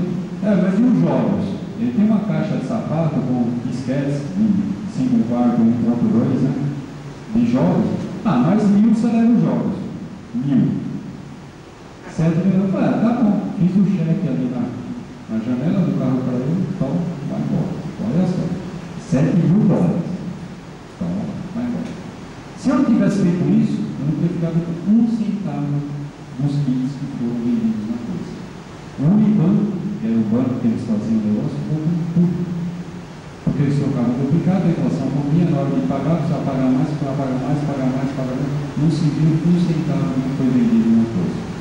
No final da história, eu desfiz a sociedade com eles, porque tinha o pessoal trabalhando do lado, peguei todos os funcionários que estavam lá em Pinheiros trabalhando com ele, levei para a casa dos meus pais, e isso foi em janeiro de 1989.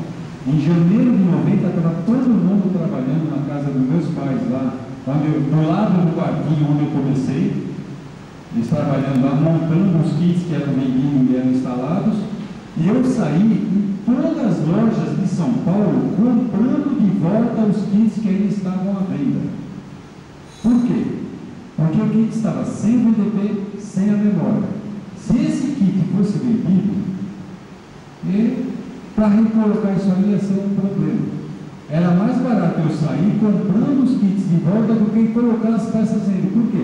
A Mesma comprou não sei quantos kits lá, 100, 200 kits lá. Ela, quando ele pagava 275, meses depois, ela estava vendendo 235 ainda.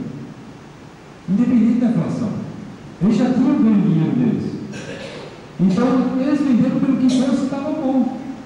Falei, legal, fui lá e comprei. Tudo de volta pelo valor deflacionado, porque a inflação tinha comido o valor puro. Era mais barato eu comprar o que eu tinha fabricado e vendido a 235, pagando até mais caro do que se eu fosse fabricar novamente. Eu comprei tudo de volta. O nível de compra disso daí me gerou o quê? Recebemos da American Express o cartão internacional dourado que eles estavam lançando no Brasil sem limite. Olha o nível da encrenca. Isso que eu não tinha recebido nada do dinheiro dos caras. Você vê o nível da encrenca que era. Era muito grande o negócio. Era grande o negócio. E nessa época aí, que foi no início de 90, foi quando saiu o projetinho da Ultragás, que até o Esturado conseguiu a Repron lá, que é o caminhão da Ultragás que toca a musiquinha lá, que parece o botijão batendo. Nessa época eu estava terminando o projeto também, com a vacina encomendada, e tudo amontoado lá na casa dos meus pais. Todo mundo trabalhando, aquele sufoco, aquele desespero, aquela pressão, inflação correndo, Collor e entrar no governo. Em janeiro ia dar 80% no overnight. Se você tivesse R$1.000 hoje, amanhã você ia ter 1.800 na tua conta. Olha o que era a inflação. Era um absurdo. Não dava para ver.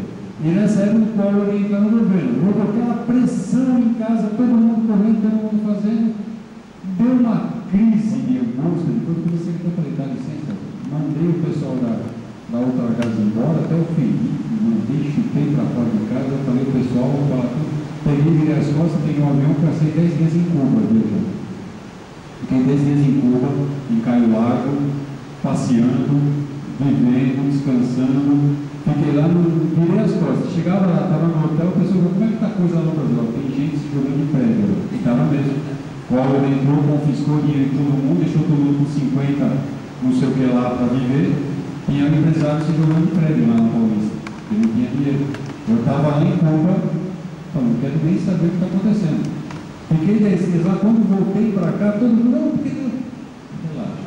Fui lá, aluguei escritório na Paulista, mobilei escritório na Paulista, comecei de zero, cabeça à frente, botou tudo em ordem, tranquilamente, começou tudo de novo, isso em novembro. Eu já estava tão detonado, não, vamos botar a hora na bagunça, botamos a hora na bagunça, continuei vendendo kit, vendendo Degaran, vendendo a coisa. E nesse escritório na Paulista, depois do kit, é uma época que a Gradiente lançou o Plus DD Plus.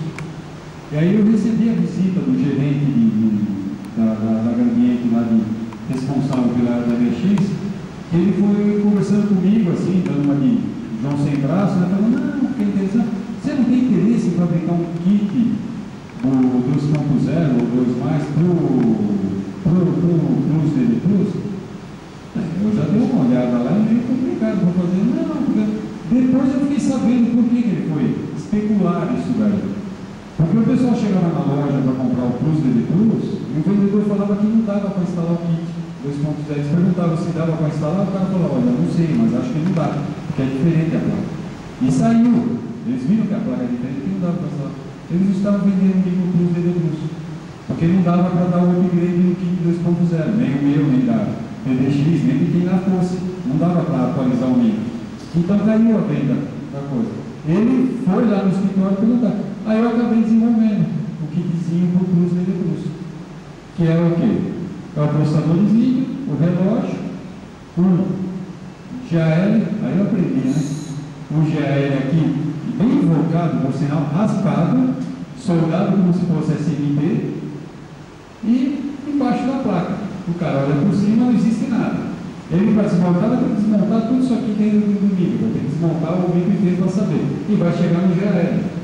O que tem aqui dentro? Lógica babaca boba que qualquer um faria se conhece ele pronto, mas quem não conhece vai empacar aqui. A ideia do GE é essa, é tirar quem não sabe trabalhar. Quem sabe trabalhar faz outro, então não tem problema. Mas isso aqui bloqueia todo mundo. Então é um kitzinho bem simplesinho. Você colocava esse kit dentro do micro, trocava a ROM, colocava o sub-ROM ou outro slot que já tinha lá dentro, acabou. Era um MX2 mais completo. Sossegado, o 2.0 veio mais. Esse aqui acho que é 2.0. Não tinha 2.0, nem lembro quanto. Então, mas era um kitzinho que foi lançado com o Plus. Vendeu bastante desse aqui também.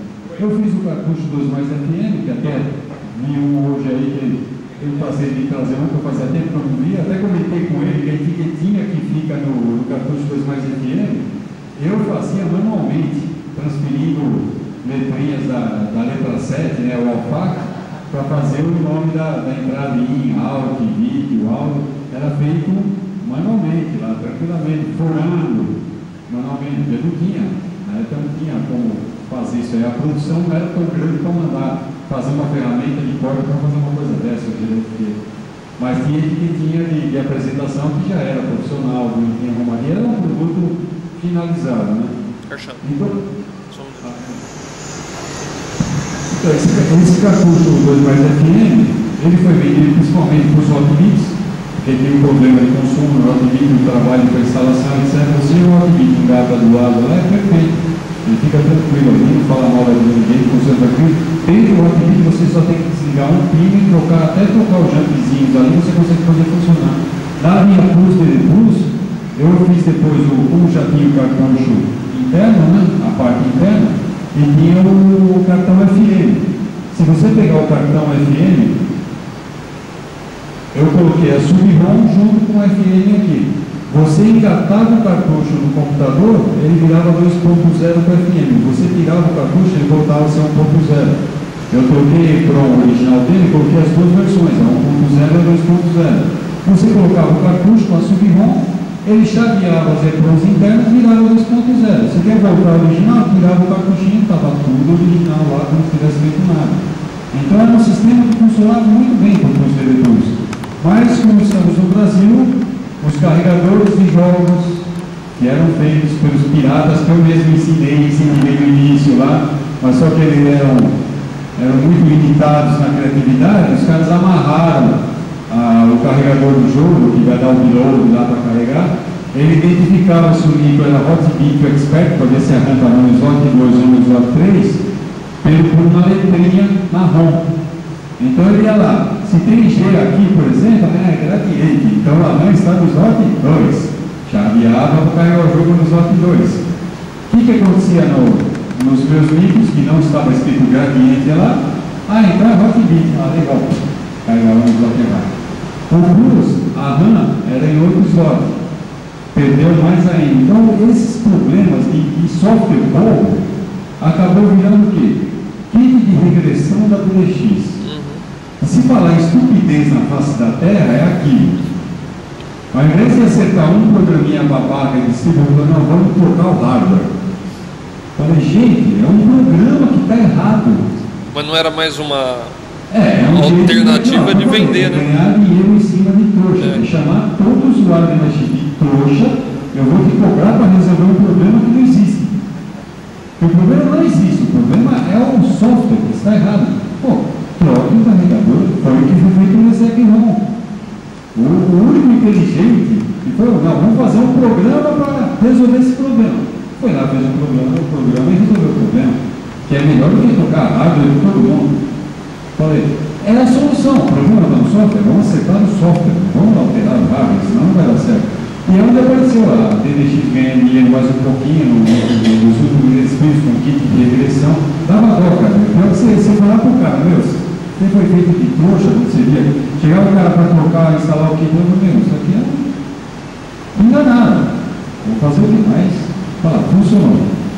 Com a história dos kits, os kits chegaram no final da coisa. Na década de 90, fiquei lá 91 já o ano começou a ficar fraco, o NX sumindo da praça, PC tomando conta de vez do mercado, mal se ouvia falar do NX, o mercado caindo.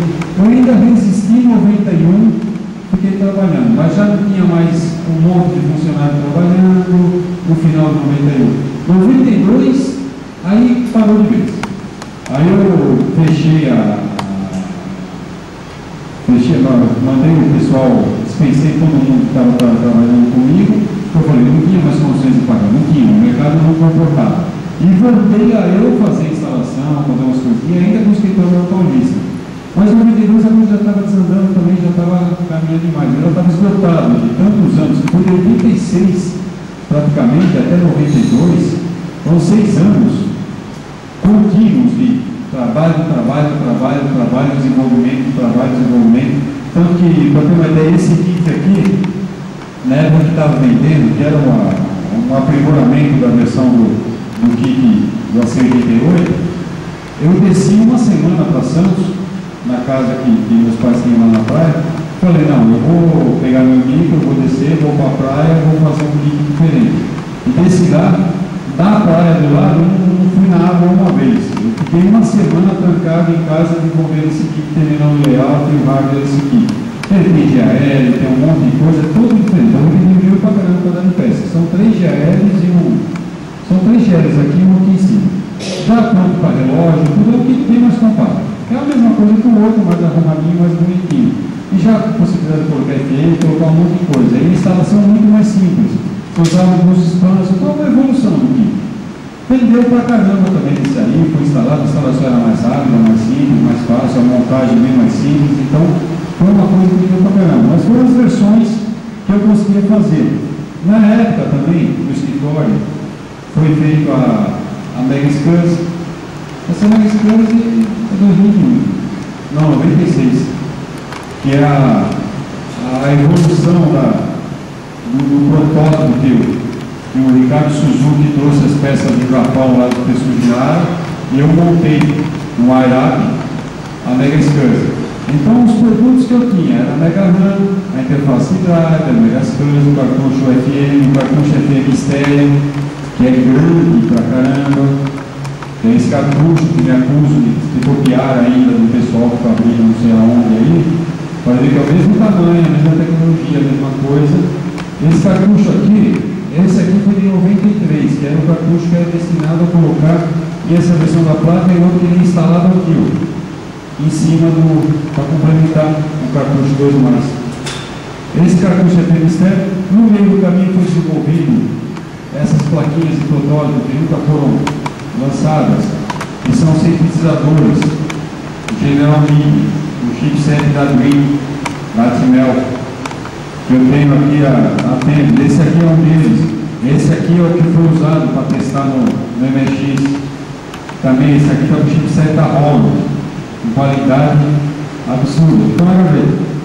Ficou até hoje lá. As outras variações. Esse cartucho, esse aqui foi usado pelo Adriano, que é um processador Z180, que ele roda independente do MX. Então você tem aqui um processador Z180, as RAMs, que você tem um sistema de comunicação, embaixo dele aqui do soquete tem uma tela que faz a comunicação, você conversa, transfere um programa para esse Z180 e ele faz a comunicação, seja o valor, a camada TCP/IP, o que você quiser ele faz aqui, fica rodando. Até com processador aritmético, você precisa fazer contas, você transfere o programa para ele e ele roda aqui dentro. Esse aqui está rodando a 36 MB. Rodando tranquilo a 36 MB. Ele vai até 33, mas ele estava a 36 e rodava. As RAMs teriam que ser mais rápidas, tem que dar o enter com todas as RAMs. Mas ele é um processador independente. Então você programa para ele, deixa ele se matando lá. E o MX continua cuidando das suas tarefas. Na hora que ele terminou de fazer, um comunica com o outro, você tem só um protocolo de comunicação, que são totalmente independentes, é 8 bits, paralelo, rápido pra caramba, e fica liberado para trabalhar. Esse aqui foi o primeiro acesso à internet, que foi feito com essa placa aqui, que o Adriano fez usando o URD, usando isso aqui para comunicar com a internet, transferir de dados do PC, etc, etc. Foi só aquela serial que ia para o modem e o modem ia para o telefone. O mundo era outro dessa coisa. Né? Então foram criadas várias versões e vários kits. O cartucho que eles mais entendem internamente é isso aqui. Ele tem a parte do processador de vídeo, relógio, o FM estéreo, a saída de vídeo, um complemento completo do MX, o que faltava internamente para ele virar um kit. Qual a vantagem de ser portátil? Você colocava no livro, fazia umas pequenas modificações e o MX inteiro aqui funcionando. Era prático, mas ocupava um slot da frente, um cartucho grande, então acaba gerando muita crise. Outro produto que deveria ter saído, eu comparo que é a ACE 001. Essa aqui foi um problema. Foi feita em 95, se não me engano. É 95 a colocação dessa placa. Essa aqui é quando já estava pela segunda vez no escritório da Paulista.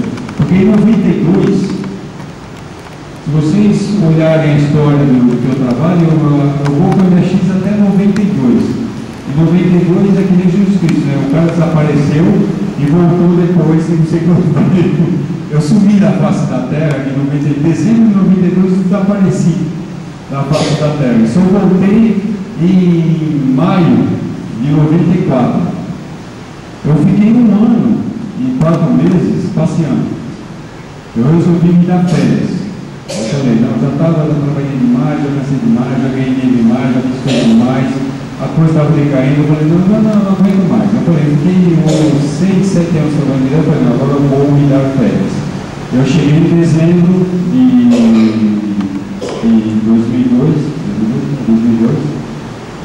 não, de 92, dezembro de 92, cheguei para o contador e falei, olha, tem a filial aqui na Paulista, fecha a filial.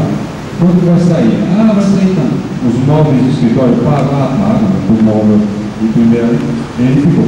Passou uns 7 ou 8 anos, fui no escritório dele, estava nos móveis que eu tinha lá em Rio, ele estava com ele, usou para ele, que era bom o negócio.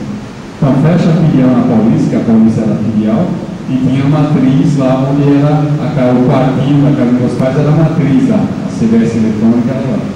Falei, fecha lá. As propagandas que eu tinha em revista, eu passei por Marcos, que era um colega meu, que ele estava produzindo telefone, uma empresa também que estava começando, era para quem na época, como é que chama esse telefone aí que vem do mídia agora? Os pais? Não. Esqueci o nome. Vai aparecer. Que ela vem em computador. Em Delza. Em Delza não, Delza é fixa. Esqueci. Eu não estou olhando o nome. Eles estavam dando telefone. E esse Marcos não estava o telefone para ele. Eu passei as propagandas que eu tinha em capa de revista, só colocou o telefone e o endereço dele para contar. Falei, traz isso aqui, o número da minha conta é esse, que você vender, está aqui todo o material que eu tenho, todo o estoque que eu tenho, todo o produto que eu tenho, tudo. Fica com tudo. Você montar o que vender, metade é seu, metade é meu e morreu. Acabou. Onde você está? Não faço ideia. Estou pelo mundo. Fiquei 1 ano e 4 meses passeando. Divertindo, tendo aula de dança de salão, estudando inglês, namorando, viajando, tudo que você pode fazer para não fazer nada, assistindo sessão da tarde, no meio da semana, aquela vida ativa, mano. Só muito bom, muito melhor, comendo um restaurante bom, indo hotéis bons, passeando, viajando para todo canto, no meio da semana, estou cansado, vamos para a praia, pega o carro, vai embora para a praia, nem esquenta a cabeça. Fiquei 1 ano e 4 meses só fazendo isso, mas é o problema. Eu falei, eu vivia do leite da vaca. Eu, nesse 1 ano, comi a vaca. Eu falei, e aí, da onde vai tirar o leitinho agora, né? Chegou em 94, falei, não, agora vamos voltar, chega, né? 1 ano e pouco passando, chega. Agora vamos voltar à atividade. O que sobrou do restinho da vaca, aluguei 3 salas dos meus meninos da Paulista. Fui ao objeto, comprei móveis ao objeto para mobiliar a sala e comecei de novo no 1221 a 1223, no 12º andar da Paulista lá. Antes eu tinha uma salinha no 912, que era uma salinha de 25 metros quadrados, com o que sobrou do raspa do tacho da vaca, eu aluguei 3 salas no 12º andar. Aí consegui um ano trabalhando na Paulista. Trabalhando, eu ia lá para tomar café e bater papo com os amigos. Para me encontrar quem fosse lá, tinha que ir lá e lá no Viena, no café lá no Rio Nacional, para a gente conversar, porque eu estava lá o dia inteiro. Porque foi um ano que eu só fiquei lá para ficar lá. Eu falei, a vontade de voltar na Paulista. Tem aquela coisa, você trabalha lá, você acostuma lá. E mesmo assim, fiz uns clientes que iam lá, vendia para caramba lá, porque tinha o sangue que eu usava para demonstração, usando um final reality para mostrar com caixinha, com som, com monografia, com sampler, tudo. Falei, até me deu uma consciência pesada, porque eu vendia aquilo lá e ninguém tem aquilo em casa.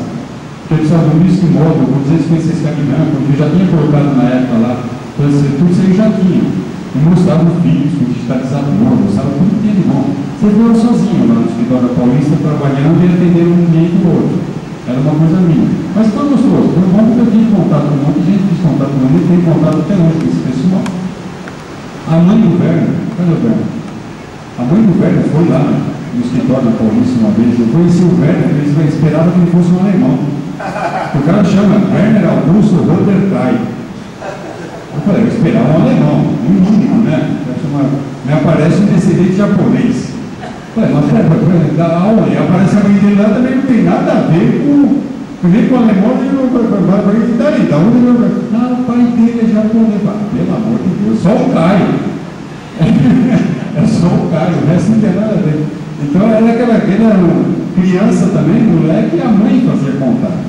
Então chegou ao ponto de conhecer os pais do pessoal que ia lá, o Daniel, o Kim, o João, o pessoal que ia lá, era tudo molecadinha, que eles estavam na Paulista. E todo mundo me conhecia, porque ia lá, conversava com todo mundo, brincava, era legal pra caramba, era um ambiente gostoso, sempre foi um grupo muito bom, as pessoas do NX. E a gente conversava muito, você vê, eu gosto de falar, né? Então a gente sempre trocava ideia. E os produtos do NX já tinham praticamente acabado nessa época.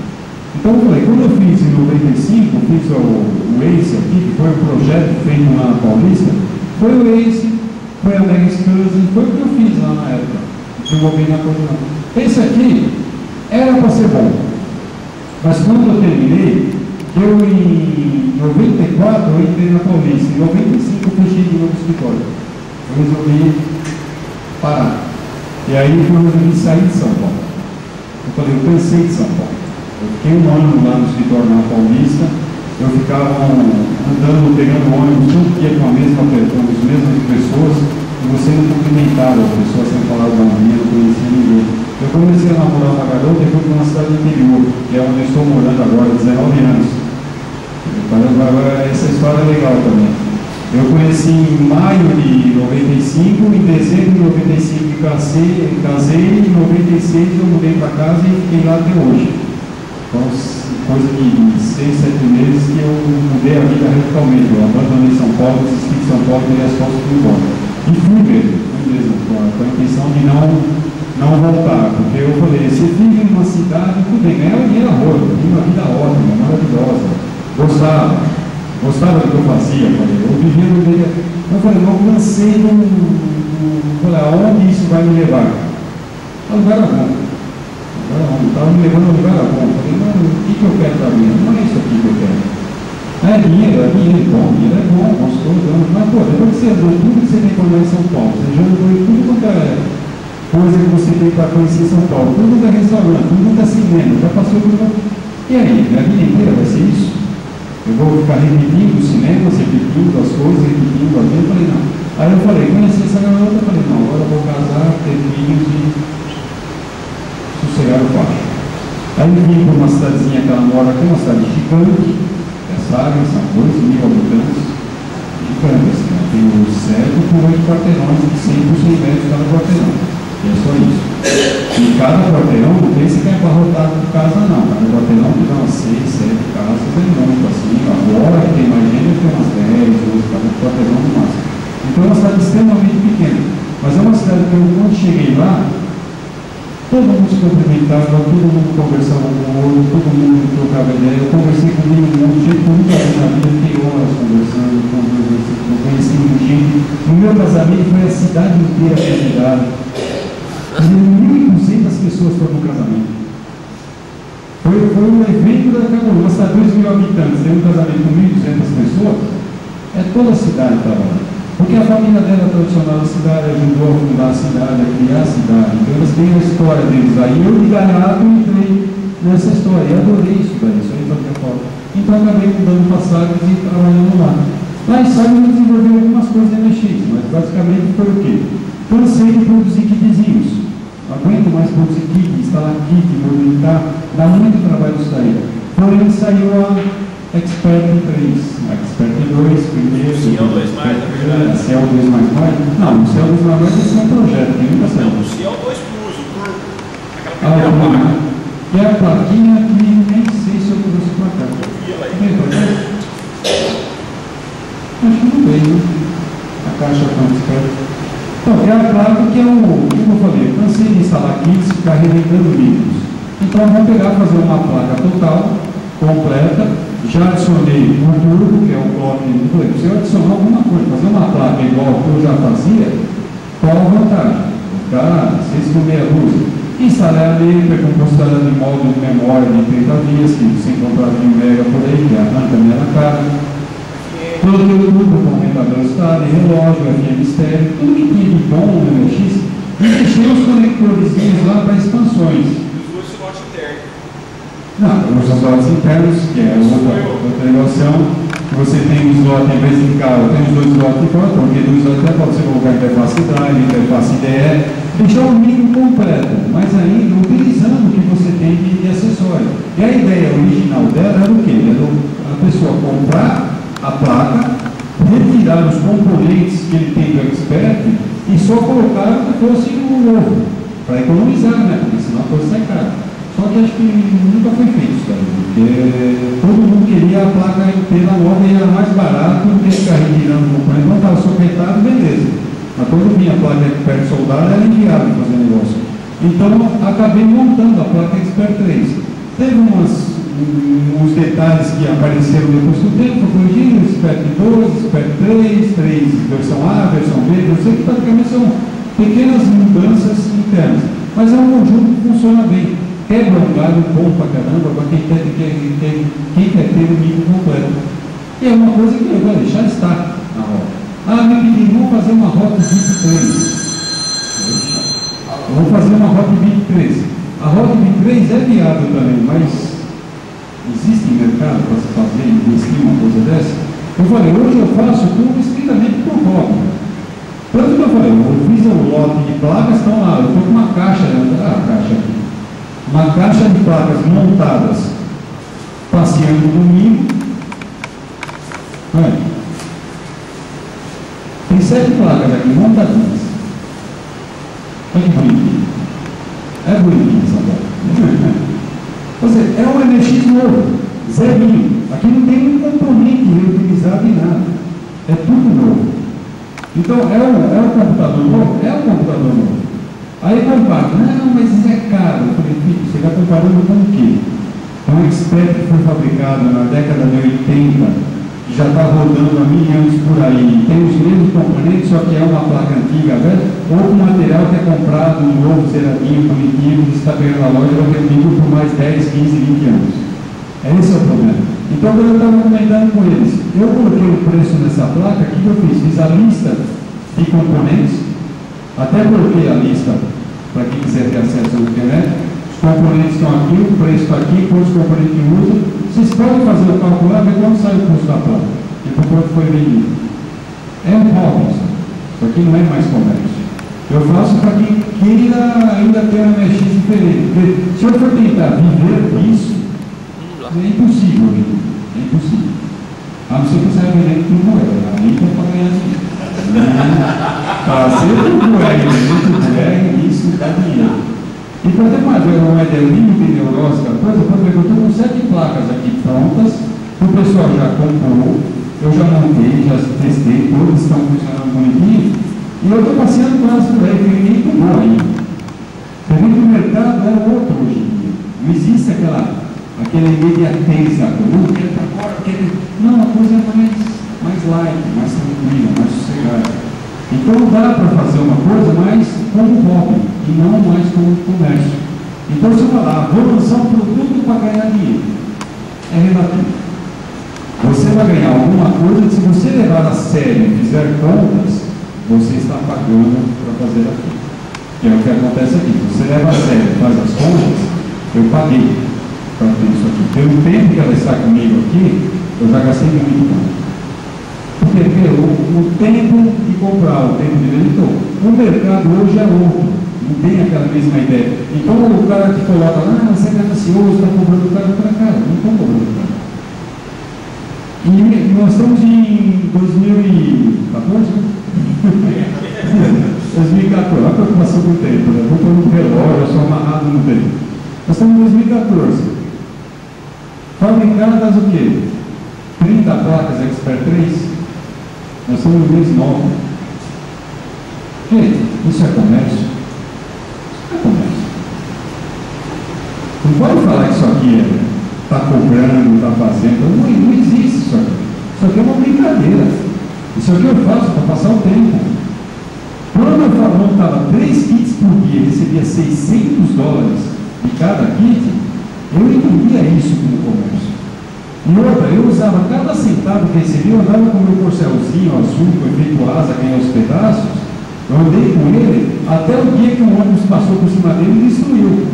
Eu só fui ter outro carro em 1990, que teve o Sport XR3 1.8, zerinho, bonitinho. E sabe quanto eu paguei por esse carro? Nenhum centavo. Na época eu namorava com a Valéria, que é jornalista. Isso aí vou cortar da pilha do banho. Era jornalista. Está transmitindo aí, ó. Não, e era da década de 90. Em 89 ela era jornalista, estava na Folha, no Estadão, na Veja, tudo revista grande, um veículo grande. Então ela podia pedir para a Ford, para a Chevrolet, um carro que eles usavam lá para demonstração. Ela podia pedir um carro e a única condição é que, a hora que chegasse o carro, você pagasse à vista e tinha 5% de desconto. Beleza, né? Eu estava com a NPO. Eu tinha a perspectiva de receber quase $200 mil. Por que é comprar um XR3 que custava o que lá? $10 mil, $20 mil na época lá, vou saber, custou 22 mil alguma coisa. Falei, pô, tranquilo. Então assim, ó, pede um XR3 para mim e ela pediu da Chevrolet lá, não lembro a marca lá, mas é também o esportivinho da Chevrolet. Falei, legal, e deixa lá. Agora chega. Acaba o negócio com a NPO, eu seria um centavo no bolso, o dinheiro deles, que o IVA ficou com tudo, o gerente do IVA ficou com tudo. Eu, em janeiro, todos os funcionários trabalhando comigo, lá em São Luís, na casa dos meus pais, terminando o projeto da Ultragás, aquela pressão para todo lado, telefone à concessionária, ó, chegou uns Corsa R3 aqui, em nome do Ademir Caixano, você tem 5 dias para retirar o carro, porque senão vai começar a pagar o depósito lá para pintar o carro. Começo de janeiro de 90. Eu já tinha gasto tudo que tinha para gastar comprando os kits de volta. Não tinha um centavo no bolso. Tinha que tirar uns cortes R3 zerados. Para ter uma ideia, eu estava de ônibus. Eu passei em frente ao Grancar, lá na Rua Clélia, na Lapa, aquela lá.